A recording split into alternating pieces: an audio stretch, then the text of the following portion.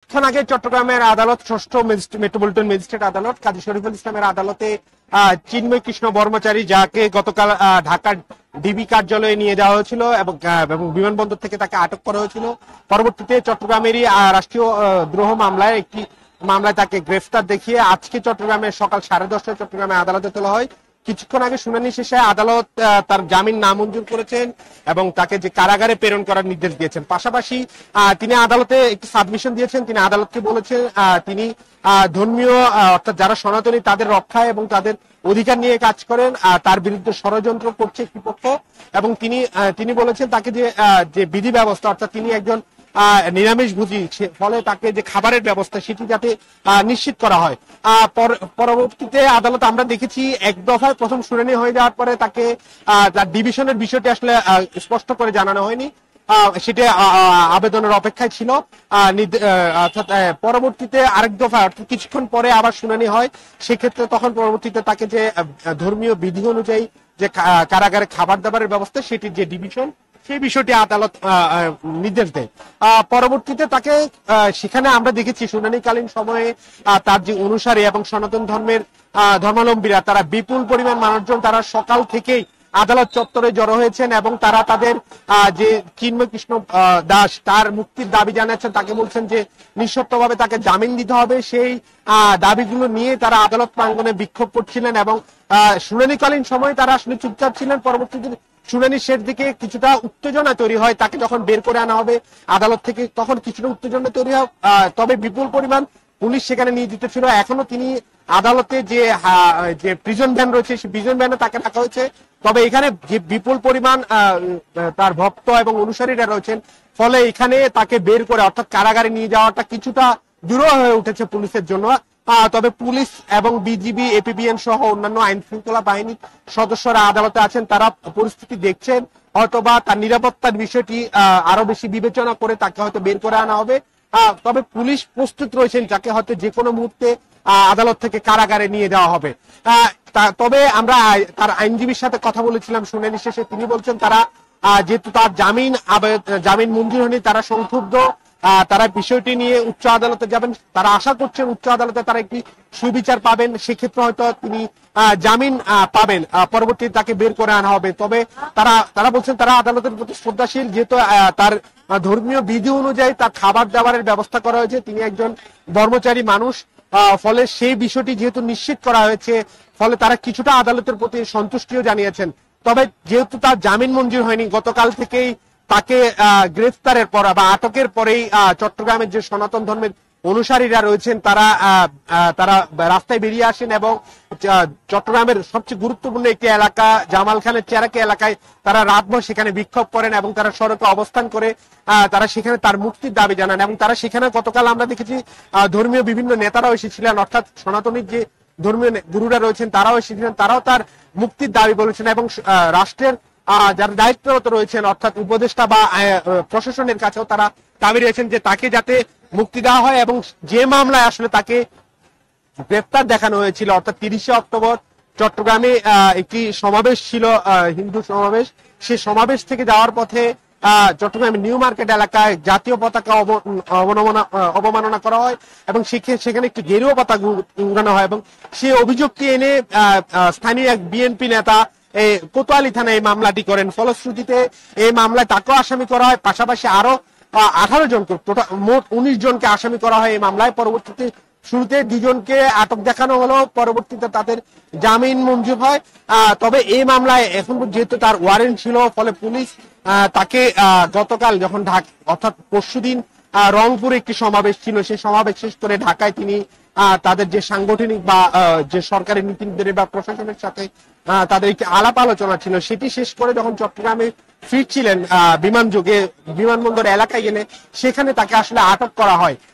পরবর্তীতে মিন্টু রোড কার্যালয় সেখানে রাতভর তাদের ভক্ত অনুসারীরা ছুটে যায়, সেখানে তার মুক্তির দাবি করে, পাশাপাশি তার যে আসলে এই মামলায় তার কোনো সম্পৃক্ততা নেই সেই বিষয়টি বারে বারে তারা গণমাধ্যমের সামনেও বলেছেন।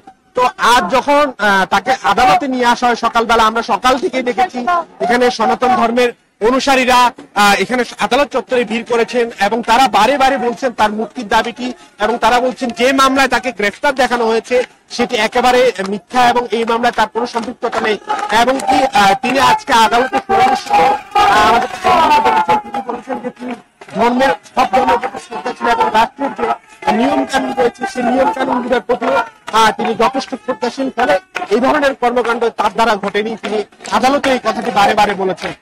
তবে যেহেতু আজকে শুনানি হয়েছে, শুনানিতে তার জামিন চাওয়া হয়েছিল তার আইনজীবীদের পক্ষ থেকে,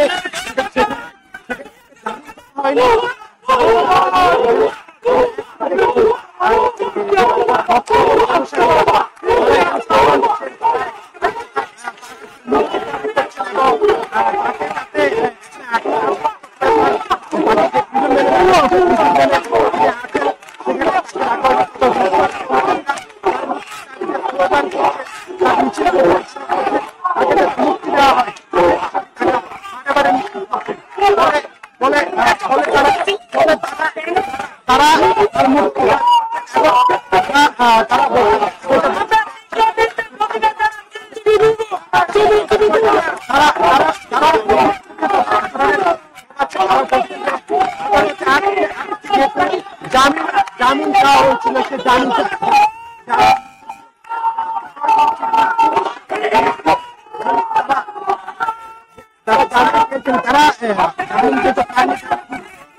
তারা মুক্তির দাবি জানিয়েছেন,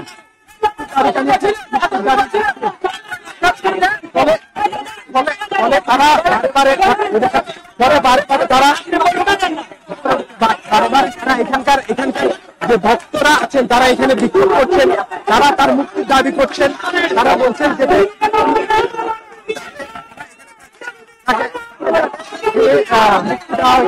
তারা বারে বারে অনুসারীরা তারা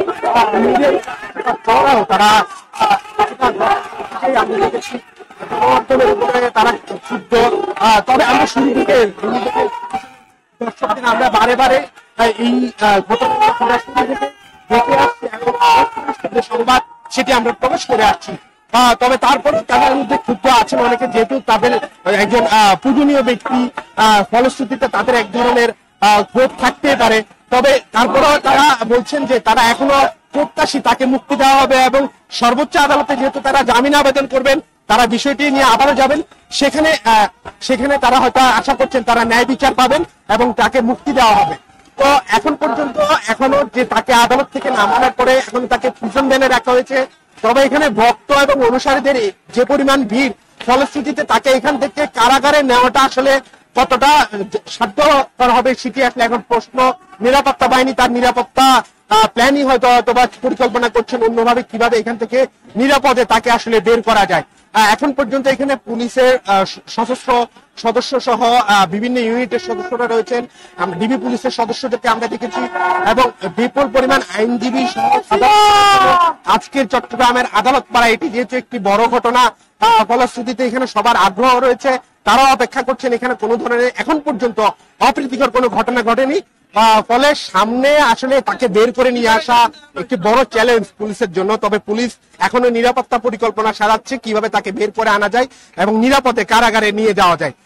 এখন পর্যন্ত এখানে যে অনুসারীরা এবং বিক্ষুব্ধরা রয়েছেন তারা যেহেতু বিক্ষোভ করছেন এবং তারা স্লোগান দিচ্ছেন, নানা ধরনের ধর্মীয় স্লোগানও দিচ্ছেন এবং এখানে আমরা দেখেছি বিপুল সংখ্যক মানুষ অর্থাৎ ভক্ত অনুসারীর সাথে সাধারণ মানুষজনের উপস্থিতি আছে এবং আইন শৃঙ্খলা রক্ষাকারী বাহিনী এখন আসলে আদালত চত্বরে কাউকে খুব বেশি প্রবেশ করতে দিচ্ছে না, একটা প্রবেশ অধিকারে এক ধরনের নিয়ন্ত্রণ আরোপ করা হয়েছে এবং তারা এখানকার নিরাপত্তা ব্যবস্থা সবকিছু এখন পর্যন্ত দেখভাল করছেন পুলিশের বিভিন্ন ইউনিট অর্থাৎ এপিবিএন সহ ডিবি এবং পুলিশের পোশাকধারী সদস্যরা এখানে উপস্থিত আছেন এবং তারা এখানকার এখন আসলে তাকে বের করে অর্থাৎ প্রিজন ভ্যানে তিনি থাকলেও তাকে আসলে কিভাবে কারাগারে নিয়ে যাবেন সেটি আসলে এখন চিন্তার বিষয় হয়ে যাচ্ছে, যেহেতু এখনো বিক্ষুব্ধ বা বিক্ষোভরতরা রয়েছেন তার অনুসারীরা, তারা বলছেন যে তারা মুক্তি দাবি করছেন। তবে আইন মেনেই আসলে এখান থেকে তাকে কারাগারে নিয়ে যাবে, এটি হচ্ছে বিধি, সেটির আসলে নিশ্চয়তা পুলিশ কিভাবে দিবে সেটি এখন অপেক্ষায় আছে। তবে পুলিশের তরফ থেকে আমরা দেখেছি এখানে বিপুল সংখ্যক আইন শৃঙ্খলা রক্ষাকারী বাহিনীর সদস্যরা সকাল থেকে নিয়োজিত আছেন, তারা যে নিরাপত্তার বিষয়টি সেটি আসলে দেখভাল করছেন। এখন এখন পর্যন্ত এখানকার যে পরিবেশ বলা চলে সেটি এখন পর্যন্ত বলা চলে এখন কোন ধরনের বিশৃঙ্খলা বা অপ্রীতিকর ঘটনা সেটি ঘটেনি। আমরা আবার একটু জানাতে চাই যে গত 30শে অক্টোবর চট্টগ্রামের লালদিঘি ময়দানে একটি হিন্দু সমাবেশ ছিল। সেই সমাবেশে তিনি গুরুত্বপূর্ণ বক্তব্য রেখেছিলেন। অর্থাৎ সনাতনী জাগরণ মঞ্চের যে মুখপাত্র সেই মুখপাত্র তিনি চিন্ময় কৃষ্ণ দাস বর্মচারী, তিনি সে সমাবেশ শেষে অর্থাৎ একটি অভিযোগ আনা হয় জাতীয় পতাকা অবমাননা করে রাষ্ট্রদ্রোহ মামলা করে বিএনপির একজন স্থানীয় নেতা, যদিও বিএনপি সেই নেতাকে বহিষ্কার করেছেন এবং সেই বিষয়ে বিএনপি কোন ধরনের দলীয় অবস্থান নেই এবং বিএনপি স্পষ্ট বলেছেন এই ধরনের ঘটনায় তাদের দলীয়ভাবে কোন ধরনের ইন্ধন নেই। ফলশ্রুতিতে সেই নেতাও বহিষ্কার হয়েছেন, কিন্তু এই মামলা এখনো যেহেতু রয়েছে এবং সেই ঘটনায় 19 জনকে আসামি করে, সে আসামিদের অন্যতম একজন ছিলেন চিন্ময় কৃষ্ণদাস বর্মচারী এবং তাকে এই মামলায় গতকাল ডিবি পুলিশ গ্রেফতার করে ঢাকা থেকে। পরবর্তীতে আজ সকালে অর্থাৎ চট্টগ্রামের আদালতে তাকে আনা হয়, যেটি এটি চট্টগ্রামের কোতোয়ালি থানায় একটি মামলা। সেই মামলায় তাকে গ্রেফতার দেখে আদালতে যেহেতু আনা হয়েছে, সেখানে আমরা দেখেছি প্রায় 40 মিনিটের বেশি সময় ধরে শুনানি হয়েছে এবং শুনানিতে তাকে জামিন চাওয়া হয়েছিল তার আইনজীবীদের পক্ষ থেকে। তবে আদালত তার জামিন নামঞ্জুর করে কারাগারে প্রেরণ করেছেন। পরবর্তীতে আমরা দেখেছি কিছুক্ষণ পরে আবার আরেকটি শুনানি হয় এবং সেই শুনানিতে তার যে ধর্মীয় বিধিবিধান অনুযায়ী তার যে খাবারের ব্যবস্থা সেটি যাতে নিশ্চিত করা হয়।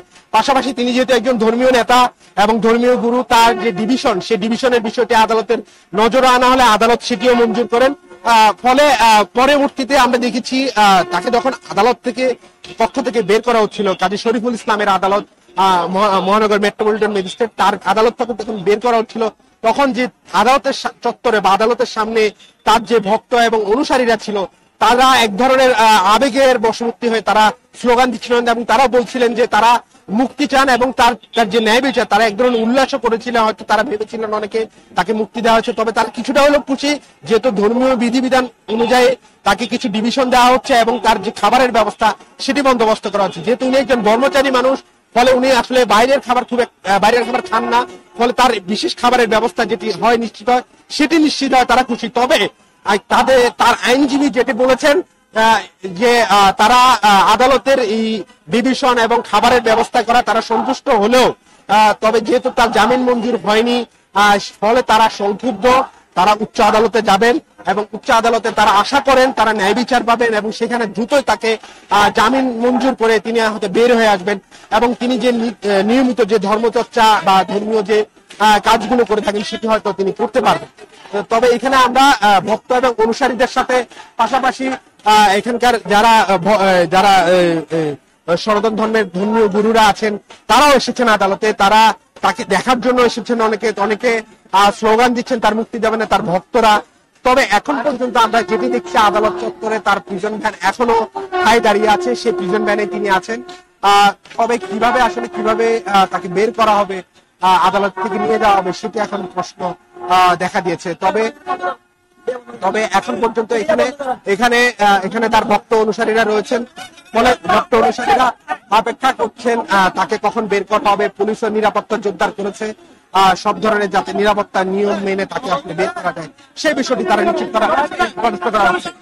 এখানে আমরা দেখছি কয়েকজন ভক্ত এবং অনুসারীরা তারা গণমাধ্যমের প্রতি কিছুটা সংক্ষুব্ধ, তবে কারণটি কি সেটি আসলে তারা নিশ্চিত করছে না। আমরা শুরু থেকে আজকের এই ঘটনা, এর আগের ঘটনাগুলো গণমাধ্যমে অর্থাৎ ইন্ডিপেন্ডেন্ট টেলিভিশনের পর্দায় বারে বারে আমরা তুলে এনেছি, তবে তাদের শুরু থেকে এক ধরনের গণমাধ্যমের প্রতি তাদের ক্ষোভ রয়েছে, আক্রোশ রয়েছে যে সব গণমাধ্যম পরিপূর্ণ সংবাদ প্রকাশ করছে না। তবে গণমাধ্যম অর্থাৎ আমরা ইন্ডিপেন্ডেন্ট টেলিভিশন শুরু থেকে এই ঘটনার প্রবাহ শুরু থেকে আমরা দেখে আসছি এবং আজকেও আমরা সকাল থেকে কয়েকটি লাইভ করেছি এবং এই ঘটনায় আইনজীবী এবং যারা এখানে পরিবেশ সেটি আমরা আমাদের ক্যামেরায় তুলে ধরেছি। তো এখন পর্যন্ত এখানে আমরা দেখছি কিছুক্ষণ আগে এখানে ভক্তরা আদালত চত্বরের সড়কে বসে পড়েছেন, তারা বিক্ষোভ করছেন। এখন আসলে চ্যালেঞ্জ হয়ে দাঁড়িয়েছে পুলিশের জন্য এই বাধা পেরিয়ে কিভাবে তাকে আসলে কারাগারে নিবেন, এটি এখন একটু বড় প্রশ্নের জায়গা। এখন পর্যন্ত আমরা আদালত চত্বরের পরিস্থিতি এখন পর্যন্ত অপ্রীতিকর কোনো ঘটনা ঘটেনি, বিশৃঙ্খল কোনো ঘটনা ঘটেনি। এখানকার ভক্ত অনুসারীরা তারা স্লোগান দিচ্ছেন, তার মুক্তির দাবি জানাচ্ছেন। পুলিশের সতর্ক অবস্থায় রয়েছে। সব মিলিয়ে বলা চলে এখানে এক ধরনের উত্তেজনা চলছে, হয়তো বা তাকে বের করার সময় আবেগপ্রসূত হয়ে হয়তো বা এখানকার ভক্তরা হয়তো বা কোনো আবেদন জানতে পারেন। তবে এখন পর্যন্ত পরিবেশ শান্ত এবং কোনো ধরনের বিশৃঙ্খলা হচ্ছে না, এতটুকু আমরা বলতে পারি। দেখা